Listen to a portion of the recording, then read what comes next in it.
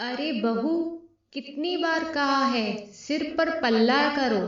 गुस्से में तमतमाते हुए राधा जी बोले। मधु सकपकाई हुई सिर पर पल्ला रखते हुए बोलती है, जी मम्मी जी, आगे से ध्यान रखूंगी। राधा जी का बरेली शहर में एक बहुत बड़ा मकान है। राधा जी व अनिल जी का एक बेटा मानव है जो कि सॉफ्टवेयर इंजीनियर है। अभी पिछले महीने ही उसकी शादी मधु से हुई है। राधा जी की बहू मधु बहुत ही सुंदर तीखे नाक नक्श वाली है।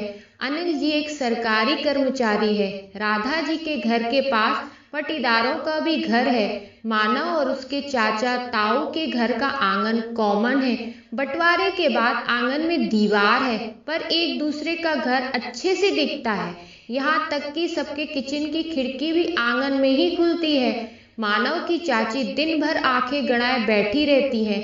चाची का भी एक बेटा है, पर अभी उसकी शादी नहीं हुई है और ताई के बच्चे बाहर रहकर पढ़ते हैं। परिवार में यह पहली बहू आई है। राधा जी के परिवार की परंपरा है कि बहुओं को साड़ी पहनना है और सिर ढकना है। उनके परिवार की यह सोच भी है कि साड़ी में ही बहुएं अच्छी लगती हैं। राधा जी को डर रहता है कि बहू की नई नई शादी हुई है। सिर का पल्ला खुलते ही चाची ताई आसपास व परिवार में बताकर उनके घर की जग हंसाई कर देगी कि फलाने की बहू ऐसी है।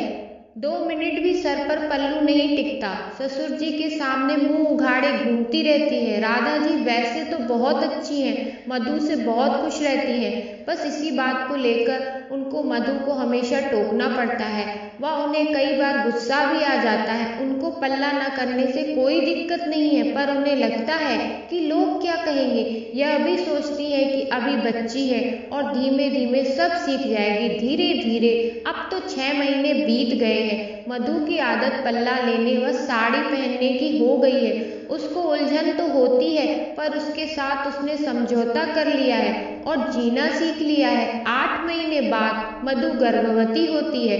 घर में सब बहुत खुश हैं। जब समय पूरा हो जाता है, मधु एक सुंदर प्यारे स्वस्थ बच्चे को जन्म देती है। मधु 2 महीने में बिल्कुल स्वस्थ हो जाती है। घर में बच्चे के आने से एक रौनक सी आ गई है। सब दिन भर उसी में लगे रहते हैं और बहुत खुश रहते हैं। अब मधु बच्चे और अपनी साड़ी व पल्ले के साथ काम करना सीख रही है, पर अब बच्चा होने से कुछ कुछ कामों में उसे सिर का पल्लू संभालने में दिक्कत आती है।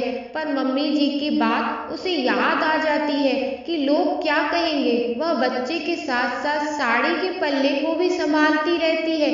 बच्चा अब 1 साल का हो गया। एक दिन बच्चा दूध के लिए बहुत रो रहा था। मधु तेज कदमों से रसोई में दूध बनाने जाती है। जैसे ही वह दूध गर्म कर रही थी, बच्चा भी रोते रोते वहां आ जाता है और उसके पैर को पकड़कर खड़ा हो जाता है। जैसे ही मधु पीछे मुड़ी, उसका पल्ला गैस पर चला गया और आग पकड़ लेता है।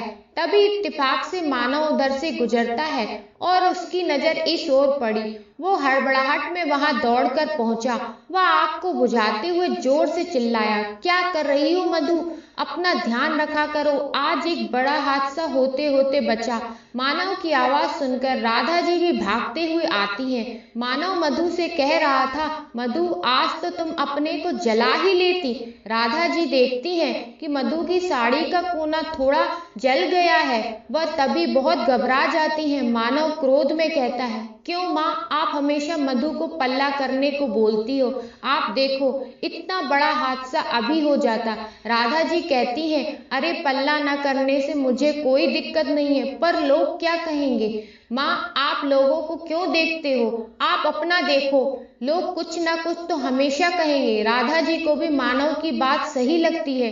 वो लंबी सांस लेते हुए हामी भरती हैं और कहती हैं, मधु बेटा, आज से तू पल्ला नहीं करेगी। चाहे तो तुम साड़ी पहनो ना पहनो, मैं कल ही जाकर तेरे लिए सूट लेकर आती हूँ। अब से तुम सूट पहनकर रहा करो। उनकी इस समझदारी भरी बात सुनकर मधु मुस्कुरा दी और राधा जी के गले लग गई। आशा करती हूँ कि ये कहानी आपको पसंद आई होगी। इस कहानी के बारे में आपकी क्या राय है, कमेंट सेक्शन में जरूर बताएं। वीडियो पसंद आया हो तो प्लीज़ इसे लाइक करें, शेयर करें, चैनल को सब्सक्राइब करें। इस वीडियो को प्यार से